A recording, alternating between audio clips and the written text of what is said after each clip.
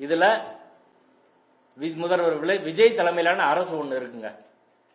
இந்த வழக்கு ஏற்கனவே விசாரணைக்கு வருகிற போது நீதிபதி ஜி.ஆர். சாமிநாதன் அவர்கள் ஒரு மாசத்துக்கு முன்னாடியே இந்த அரசாணையை நாங்கள் ரத்து செய்ய போகிறோம் சொல்லிட்டாங்க.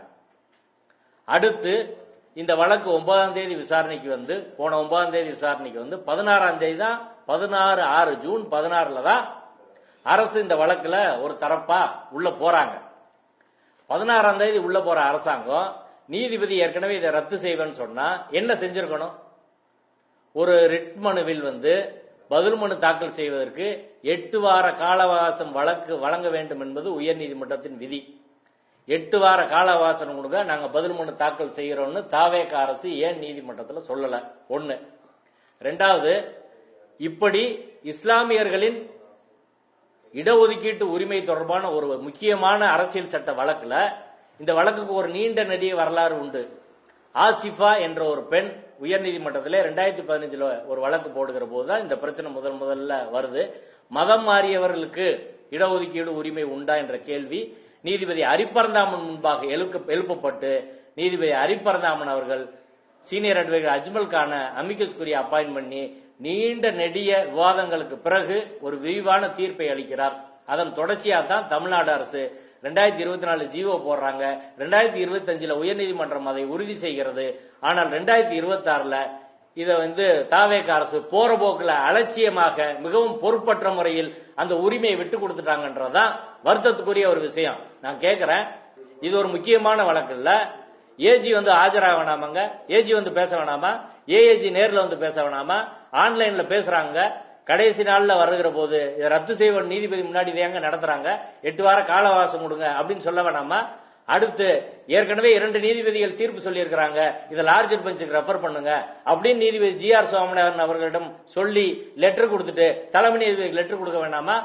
இப்ப இஸ்லாமியர்களின் உரிமையை பாதுகாப்பதற்கான, சிறுபான்மை மக்களின் உரிமையை பாதுகாப்பதற்கான, இடஒதுக்கீட்டு உரிமையை பாதுகாப்பதற்கான எல்லா வாய்ப்பும் இருந்தும் அந்த வாய்ப்பில் தாவேக அரசு கோட்டை விட்டு இருக்கிறது என்று வெளிப்படையாக நான் குற்றம் சாட்டுகிறேன்.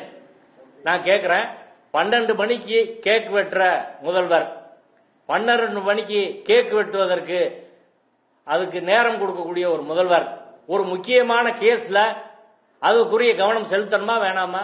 முதல்வர் விஜய் சம்பந்தமா ஏதாவது இன்ஸ்ட்ரக்ஷன் கொடுத்தாரா? அவருக்கு தெரியுமா தெரியாதா இந்த வழக்கு? இஸ்லாமியர்களின் அடிப்படை உரிமை, மதம் மாறும் மக்களின் அடிப்படை உரிமை, ஓபிசி மக்களின் அடிப்படை உரிமை, பட்டியல் சமூக மக்களின் அடிப்படை உரிமை, டிஎன்டி மக்களின் அடிப்படை உரிமை, எம்பிசி மக்களின் அடிப்படை உரிமை, பல்லாயிரம் இளைஞர்களின் வேலைவாய்ப்பு உரிமை, எல்லா உரிமையும் ஒரு வழக்குல பறிபோகுது. 12 மணிக்கு கேக் வெட்டுறவர் கேஸுக்கு ஒரு இன்ஸ்ட்ரக்ஷன் கொடுக்க மாட்டாரா? எந்த மினிஸ்டருக்கு அந்த வழக்கு டீல் பண்ணது சொல்லுங்க? ஷாஜகான் ஒரு மினிஸ்டர் இருக்காரு, அவர் வந்து சிறுபான்மை நலத்துறை, அவர் இந்த வழக்கு டீல் பண்ணாரா? இது சொந்தமா அவருக்கு ஏதாவது தெரியுமா? அடுத்து பிற்படுத்தப்பட்டோர் நலத்துறை அமைச்சர் ஒருத்தர் இருக்காரு, சம்பத்குமார், பிசி வெல்ஃபேர் அமைச்சர், டிபார்ட்மெண்ட் அமைச்சர், அவருக்கு இந்த வழக்கு பத்தி ஏதாவது தெரியுமா?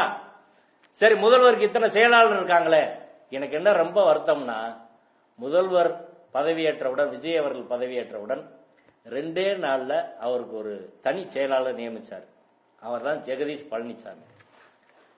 அந்த ஜெகதீஷ் பழனிசாமி அவர்கள் ஒரு மிகப்பெரிய அரசியல் சட்ட ஆளுமை, முதல்வரோட தனி செயலாளர். அவர் எப்படி கோட்டை விட்டார்னு எங்களுக்கு தெரியல. ஜெகதீஷ் பழனிசாமி என்ற ஒரு மிகப்பெரிய ஆளுமை, அரசியல் சட்ட ஆளுமை, முதல்வரின் செயலாளராக இருக்கிறார். அந்த முதல்வரின் செயலர் முதல்வர் கவனத்துக்கு இதை கொண்டு போனாரா இல்லையா? அவருக்கு தெரியுமா தெரியாதா? முதல்வர் செயலர்னா வேலை என்னங்க? முதல்வர் செயலாளர் எல்லா பிரச்சனையும் முதல்வர் கவனத்துக்கு கொண்டு போகணும்ல. அவர் முதல்வர் பிறந்தநாள் கொண்டாட்டத்தில் இருந்தாரா? என்ன பண்ணாரு? அப்ப யாரு என்ன இந்த ஆட்சியில என்ன பொறுப்புல இருக்கிறாங்க, என்ன செய்யறாங்க அப்படின்னு எதுவுமே தெரியல. சிறுபான்மை மக்களின் உரிமை, பட்டியல் சமூக மக்களின் உரிமை எல்லாமே ஒரே வழக்குல போற போக்குல பறிபோகுது.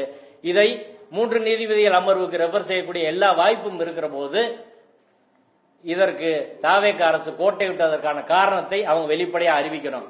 இதற்கு முன்பாகவே தாவேக அரசோட கவனத்துக்கு இந்த வழக்கு போயிருக்கு, ஆதவ அர்ஜுனா அவர்கள் கவனத்துக்கு போயிருக்கு. ஆனால் எல்லாரும் சேர்ந்து கோட்டை விட்டு இருக்கிறார்கள். அப்ப சிறுபான்மை மக்கள் நலன் மீதான அக்கறை இவ்வளவுதானா? அவங்க ஓட்டை வாங்கித்தான் நீங்க வந்தீங்க, இன்னைக்கு அவங்க உரிமை எல்லாம் போட்டுமா?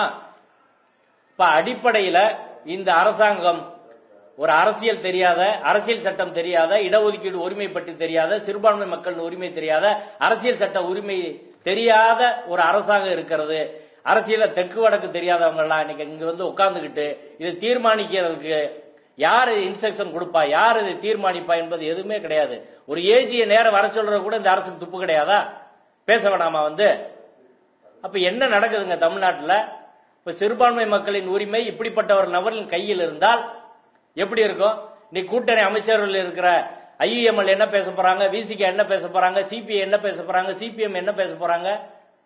இது நீண்ட காலமாக 2015 இருந்து தொடர்ச்சியாக என்னைக்கோ கொடுத்திருக்கணும். அப்படி போராடி பெற்ற ஒரு உரிமையை ஒரே நாள்ல 2-3 மணி நேரத்துல காலி பண்ணிட்டாங்க. தாவேக அரசு அதற்கு முழுமையாக துணை போய் இருக்கிறது. தாவேக அரசு வழக்கறிஞர்கள் வந்து யாரும் கொள்கை ரீதியானவர் கிடையாது. நீங்க என்ன சொல்றீங்க? பெரியார் கொள்கைப்படி நாங்க இருப்போம், அம்பேத்கர் கொள்கைப்படி இருப்போம் அப்படின்னு. யாராவது ஒருத்தர் ஏஜி பெரியார் கொள்கைப்படியானவரா, ஏஏஜி அம்பேத்கர் கொள்கைப்படியானவரா? எந்த ஸ்பெஷல் ஜிபி இருக்காங்க? யாருமே கொள்கைக்கான ஆட்கள் கிடையாது. எல்லாமே காசு கொடுத்தா கேஸ் நடத்தக்கூடிய வழக்கறிஞர்கள். இந்த பக்கம் பேசுவாங்க, அந்த பக்கம் பேசுவாங்க. ஐடியாலஜி உள்ள நபர்கள் அரசியலும் இல்லை, முதல்வரின் செயலாளரும் இல்லை, தனி செயலாளரும் இல்லை, அரசு வழக்கறிஞர்களும் இல்லை. அப்படி இல்லாத ஒரு அரசாங்கம் எப்படி சரியான திசையில போகும்? அப்ப இது தொடக்கம்.